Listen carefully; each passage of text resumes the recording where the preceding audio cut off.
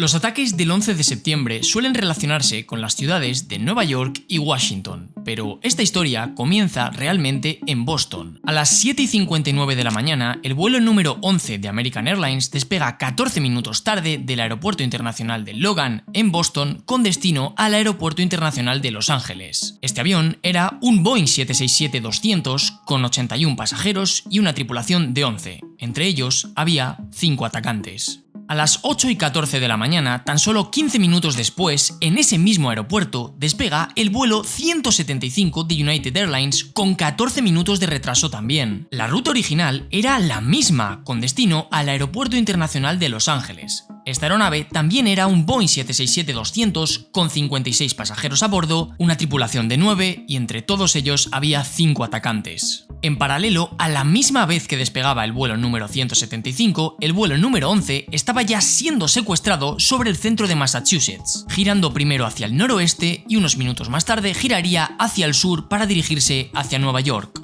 A las 8:19 de la mañana, Betty Ong, un auxiliar de vuelo a bordo del vuelo número 11, contacta por teléfono con el personal de American Airlines diciendo que cree que están siendo secuestrados y que no tienen acceso a la cabina. Cuenta que 2 minutos atrás, uno de los pasajeros fue herido con un cuchillo. Según el informe final, esto fue por haber intentado detener el secuestro. Este pasajero era Daniel M. Lewin, que sirvió durante 4 años en las fuerzas israelíes. Fue la primera víctima mortal de aquel día. Un minuto después, a las 8:20, el vuelo número 77 de American Airlines despega con 10 minutos de retraso del Aeropuerto Internacional de Washington, Dulles, con destino al Aeropuerto Internacional de Los Ángeles. En esta ocasión, el avión era un Boeing 757 con 58 pasajeros y una tripulación de 6. A bordo se encuentran 5 atacantes.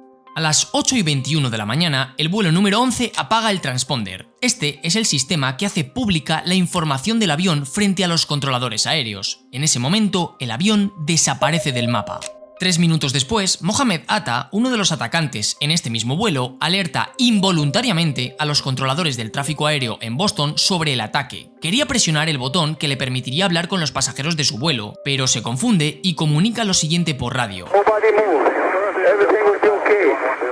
If you try to make any move, you'll injure yourself and the airplane. Just stay quiet. Nobody move, please. We are going back to the airport. 8:32 de la mañana, Madeleine Amy Sweeney, un auxiliar de cabina del vuelo número 11, contacta con el personal de tierra del aeropuerto de Boston para contar la situación. Indica que ha visto a uno de los atacantes con un explosivo.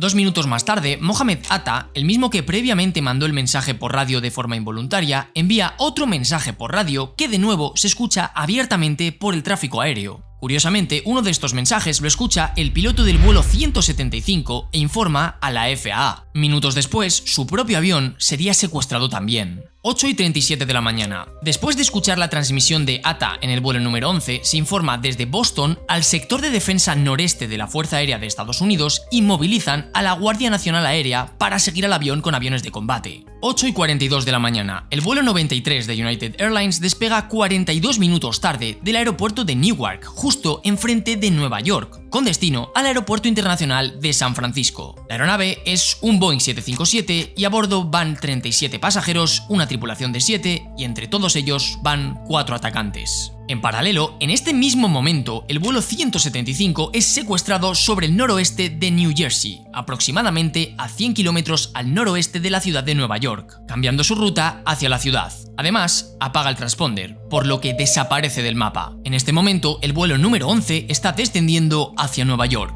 4 minutos más tarde, a las 8:46, el vuelo número 11 se estrella contra la cara norte de la torre norte del World Trade Center. El impacto se da entre los pisos 93 y 99. Todos los pasajeros a bordo pierden la vida instantáneamente, junto con un número desconocido de personas dentro del edificio. La velocidad del avión era aproximadamente 895 km por hora en el momento del impacto. Se generan incendios en la torre norte y el combustible del avión se filtra por los ascensores, encendiendo bolas de fuego que explotan en múltiples pisos debajo de la zona de impacto, incluyendo el vestíbulo. La colisión también corta las 3 escaleras de emergencia, atrapando a cientos de personas por encima del piso 91. Inmediatamente se comienzan a movilizar a los bomberos y policías hacia la zona. Pero aún hay desconcierto, nadie sabe muy bien qué está pasando y se desconoce la gravedad del asunto.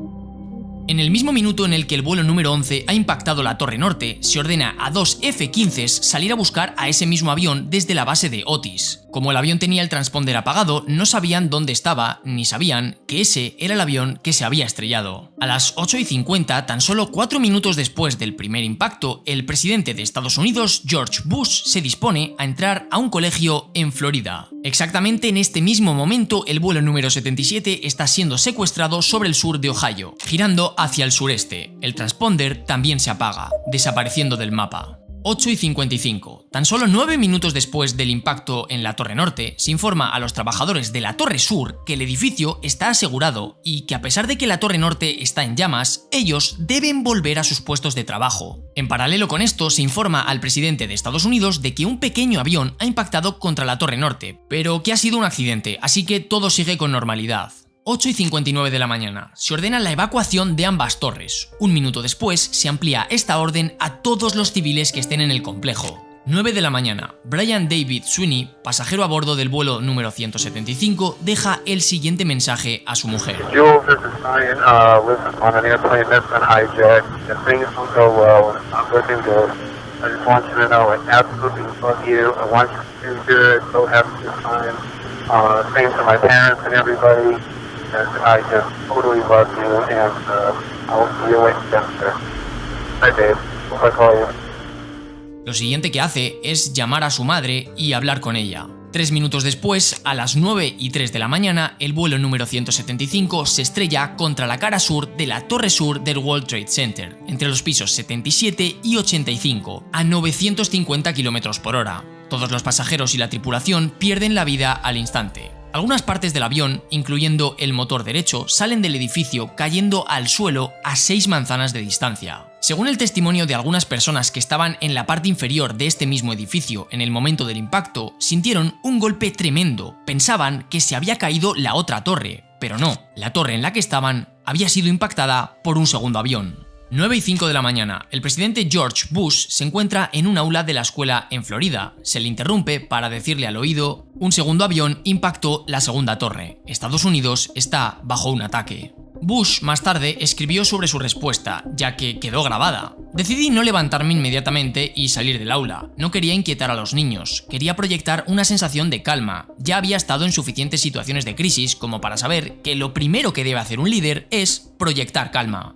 9:28 de la mañana. El vuelo 93 es secuestrado sobre el norte de Ohio, girando hacia el sureste. En el momento en el que los atacantes entran en la cabina, unos controladores de Cleveland lo escuchan por radio. 9:29 de la mañana. George Bush se dirige al país en una retransmisión desde el colegio, en presencia de alrededor de 200 profesores y alumnos. 9:32 de la mañana. Una transmisión de radio del vuelo 93 se escucha por los controladores de Cleveland. El piloto se comunicaba con los pasajeros cuando dijo: "Señoras y señores, soy el capitán. Por favor, permaneced sentados. Tenemos un explosivo a bordo, así que sentaos". Esto es de vital importancia, como descubrirás en unos minutos. 9:36 de la mañana. El vicepresidente es llevado al búnker de seguridad bajo la Casa Blanca, ya que en ese momento se baraja la posibilidad de que incluso él sea un objetivo. Un minuto más tarde, a las 9:37 de la mañana, el vuelo 77 de American Airlines se estrella contra el lado oeste del Pentágono, a 837 km por hora. Todos los 59 pasajeros y la tripulación pierden la vida en el impacto. Además de ellos, los daños hacen que otras 125 personas en tierra pierdan la vida también, incluidos trabajadores de emergencia. La colisión provoca un incendio violento que comienza a propagarse por el edificio del Pentágono.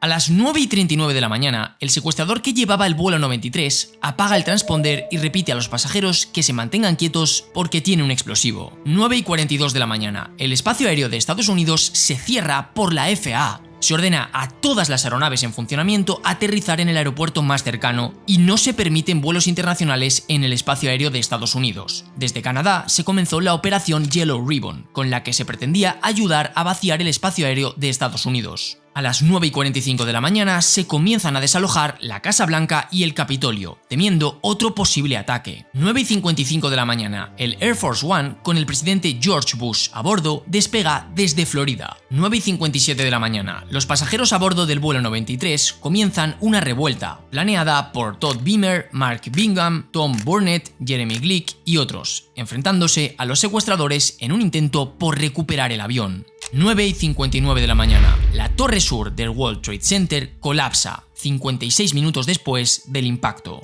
10:03 de la mañana, el vuelo número 93 se estrella a propósito por los atacantes contra el suelo, como resultado de una lucha en la cabina cuando los pasajeros intentaban retomar el control. El lugar del impacto fue a unos 130 kilómetros al sureste de Pittsburgh, Pensilvania, a unos 20 minutos de Washington. Informes posteriores indican que los pasajeros se enteraron de los demás ataques en el World Trade Center y el Pentágono, y estaban casi seguros de que correrían la misma suerte. Se cree que el objetivo de este vuelo era el edificio del Capitolio de los Estados Unidos o la Casa Blanca, pero Khalid Sheikh Mohammed, el principal arquitecto de los ataques, afirmó posteriormente que el principal objetivo de este vuelo era el Capitolio de los Estados Unidos. Esto se sabe porque la inteligencia pakistaní le capturó y fue entregado a Estados Unidos. También dijo que en todos los vuelos los atacantes tenían la orden de estrellar el avión si no podían alcanzar sus objetivos. 10:15 de la mañana, una sección de la cara oeste del Pentágono colapsa. 10:20 de la mañana, el presidente Bush autoriza derribar cualquier avión que no haya aterrizado. En ese momento, los 4 aviones secuestrados ya se habían estrellado, pero el equipo del presidente operaba bajo la impresión de que el vuelo 93 aún estaba en el aire.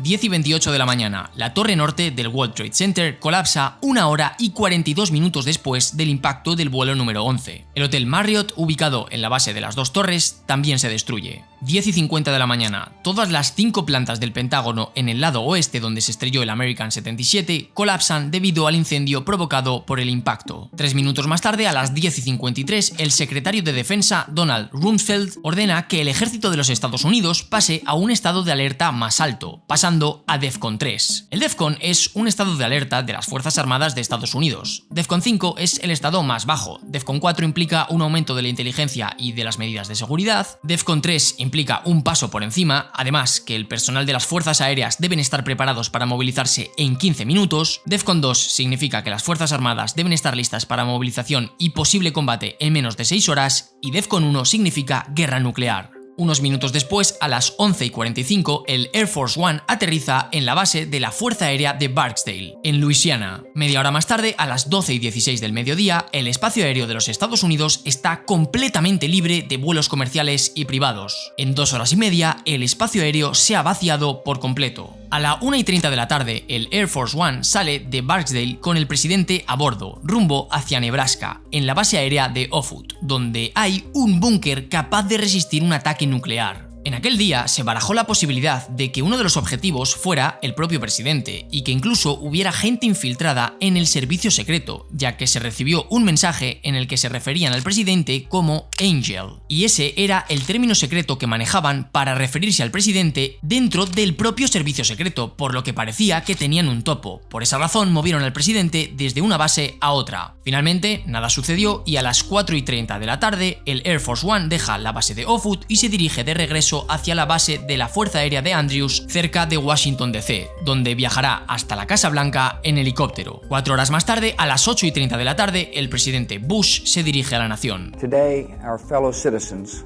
Aquella mañana será recordada durante siglos, no solo por las víctimas, sino porque la seguridad de civiles y representantes del país se puso en jaque. Los procedimientos de seguridad se mejoraron a raíz de aquel día y la aviación cambió para siempre. Con la cantidad de cosas que pasaron y que hemos ido mostrando, es posible que hayas pasado por alto algún punto determinante. Primero de todo, los vuelos seleccionados para realizar los ataques salían prácticamente a la vez. La intención era que los impactos contra los objetivos ocurriera de forma casi simultánea, dejando prácticamente 0 tiempo de reacción. El hecho de que los vuelos se retrasaran fue determinante. Debido a la diferencia de 17 minutos entre los impactos entre ambas torres, al estar la primera ya en llamas, todas las cámaras se centraron en las torres, cuando de pronto el segundo avión impactó. Esta diferencia de 17 minutos entre ambos aviones hizo que todo el planeta viera en directo el segundo impacto. Otro factor determinante de los retrasos fue que los pasajeros del vuelo número 93 se enteraron, mientras estaban en el avión, de todos los impactos de los otros aviones. Cuando se percataron de que su vuelo había sido secuestrado también, entendieron que su destino sería similar, así que decidieron luchar por sus vidas, y hoy en día son recordados como héroes. Mucha gente duda de esta teoría y piensan que este vuelo simplemente fue derribado. Las cajas negras del avión, con las voces en la cabina, se publicaron y se puede escuchar una lucha entre los pasajeros y los atacantes justo antes de estrellarse. Por supuesto, soy consciente de que estas grabaciones podrían haber sido falsificadas, pero es que, además de esto, el presidente dio luz verde para derribar cualquier avión que no hubiera aterrizado. No es muy coherente ordenar derribar cualquier avión, hacerlo público y luego ocultarlo. Además de esto, hay varios pilotos de combate que salieron a derribar este avión. Lo que pasa es que no lo encontraron porque el avión ya se había estrellado. Sobre esto hay una entrevista de dos pilotos que lo cuentan abiertamente. Cada uno de ellos volaba un F-16 y aquel día estaban volando sin misiles porque estaban realizando misiones de entrenamiento. Así que cuando recibieron la orden de ir a buscar el vuelo número 93, se dieron cuenta de que su forma de neutralizarlo sería chocarse contra el propio avión. Y esto ellos lo cuentan abiertamente. Otro punto crítico de aquel día es que se comenzó a movilizar al vicepresidente al búnker de la Casa Blanca tan solo un minuto antes del impacto del avión contra el Pentágono. Lo que quiere decir que si este avión, en lugar de haber impactado en el Pentágono, lo hubiera hecho en la Casa Blanca, podría haber acabado con la vida del vicepresidente. O peor aún, no fue hasta que el vuelo número 77 impactó contra el Pentágono que se comenzó a desalojar el Capitolio. Lo que quiere decir que si este vuelo se hubiera estrellado en el Capitolio, podría haber acabado con gran parte de los políticos del país. Este año he viajado a Estados Unidos para ir a los lugares donde impactaron el vuelo 77 y el vuelo 93. El primero es el que impactó el Pentágono y el segundo es el que impactó en mitad de Pensilvania. De verdad, de corazón, es demoledor estar en aquellos lugares conociendo la historia de cada uno de los vuelos minuto a minuto y leer en los memoriales los nombres de las personas que han aparecido en este vídeo. El 5 de septiembre publicaré un vídeo en mi canal secundario visitando el memorial de Pensilvania y el día número 11 publicaré el del Pentágono. Por último, no voy a obviar el hecho de que muchos factores de los ataques son bastante raros, pero ahí ya entramos en los motivos y quién saldría beneficiado cuando este vídeo pretendía ser una línea temporal de lo que sí que sabemos que ocurrió. 4 aviones despegaron a una cierta hora con decenas de pasajeros y se estrellaron unos minutos después. Y eso es irrefutable.